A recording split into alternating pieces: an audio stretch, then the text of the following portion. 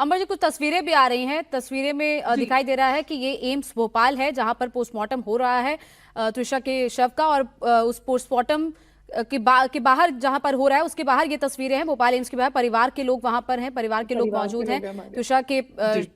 पार्थिव शरीर को अंतिम संस्कार के लिए कुछ देर में लेकर जाया जाएगा। और वहां पर हाँ। इस वक्त पुलिस भी सुरक्षा में तैनात है, परिवार के लोग वहां पर मौजूद हैं। क्या पोस्टमार्टम में निकल कर आएगा, ये भी बार बार सामने क्या आएगा, क्या चीजें, क्या फैक्ट सामने आएंगे, क्योंकि अब दिल्ली एम्स से टीम गई हुई है। डॉक्टर सुधीर गुप्ता की लीडरशिप में इस वक्त टीम वहां पर पोस्टमार्टम कर रही है। पोस्टमार्टम रिपोर्ट जब सामने आएगी, उसमें पूरे फैक्ट सामने आएंगे, क्योंकि अभी तक जो फैक्ट्स आए थे, परिवार का कहना है वो सारे फैक्ट्स गलत थे, छुपाए गए थे। नैना, त्रिशा के बारे में भी जानना चाहेंगे कि त्रिशा किस तरीके से की इंसान थी, हंसमुख थी, क्योंकि जैसा उसमें दिखाई दे रहा है कि ब्यूटी पार्लर में गई, 3 घंटे तक वहां पर मसाज करवाया, हेड मसाज कराया। उसके बाद वहां के लोगों का भी कहना है, जो ब्यूटी पार्लर की जो वहां पर काम करता है स्टाफ, उनका भी कहना है कि बहुत हंसमुख तरीके से रहती थी, अच्छे से बात कर रही थी, किसी तरीके का स्ट्रेस नहीं था। और पोस्टमार्टम पूरा हो चुका है, ये जानकारी दर्शकों को दे दे कि दिल्ली एम्स के डॉक्टर्स ने यस। पोस्टमार्टम पूरा कर दिया है। कैसी इंसान थी नैना? अगर अगर हम कहें कि त्रिशा ऐसी इंसान थी कि वो इतनी टेंशन ले ले कि वो सुसाइड कर ले, क्या ऐसा आप मान सकती हैं? क्या आपको लगता है कि ऐसा हो सकता है? मैम, ये मेरा 10th इंटरव्यू है और मैं फिर ये बात बोलूंगी, तुषा ऐसी नहीं थी। तुषा कभी ऐसा कर नहीं सकती थी। मैंने उसकी बॉडी लैंग्वेज देखी थी, जो मेरे को सैलून का वीडियो देखा था मैंने। हम दोनों ने, बहनों ने, काफी बार सैलून सेशंस खुद भी लिए हैं साथ में बैठ के। मुझे उस बॉडी लैंग्वेज में कुछ भी अलग नहीं लगा। उसकी बॉडी लैंग्वेज ऐसी ही होती थी, वो बिंदास थी। आप देखोगे जब वो पार्लर में घुसी भी है तो उसने स्टाफ से बड़े पोलाइटली हंस के कुछ पूछा है। शायद उन्होंने बोला, अच्छा आप लोग मूवी देख रहे थे। और उसकी रीविजिट थी पार्लर में।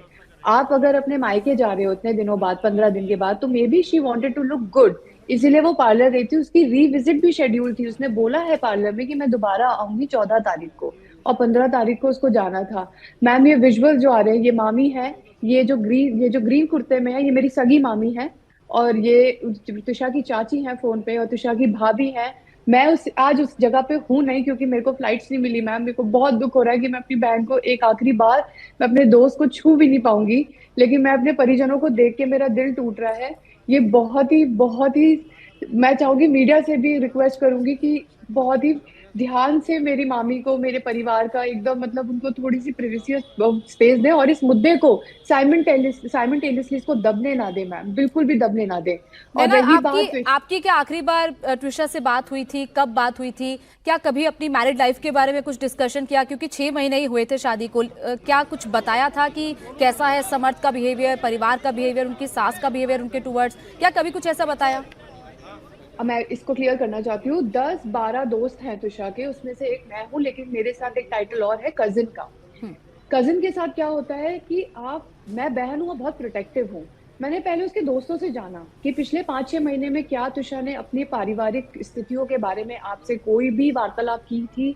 सबने ही बोला कि 5 महीने की शादी में टुक टुक, जो उसका नाम था, वो एकदम ही गुम हो गई थी। वो किसी का फोन नहीं उठाती थी, वो किसी से बात नहीं कर रही थी।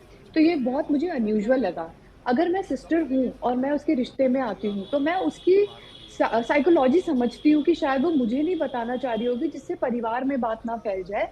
और वो ये बात को सिर्फ अपने घर तक रखना चाह रही थी। और अगर आप जान सके तो वो 15 तारीख को वापस आ रही थी। उसका जो लास्ट कॉन्वर्जेशन अपनी मम्मी से मेरे लिए था, वो ये था कि मम्मी, मैं 15 तारीख को आ रही हूँ, मैं नैनू से बात करूंगी, मैं नैनू से मिलूंगी। मैं एक शादी भी अटेंड की थी उसी समय पे। वहां पे मेरी रियल मामी भी थी। मैंने मामी जी से पूछा है, मामी ये टुक टुक कैसी है, परिवार में सब सही है? तो उन्हें भी यही बताया गया, जो कि वो टुक टुक की सगी बुआ है।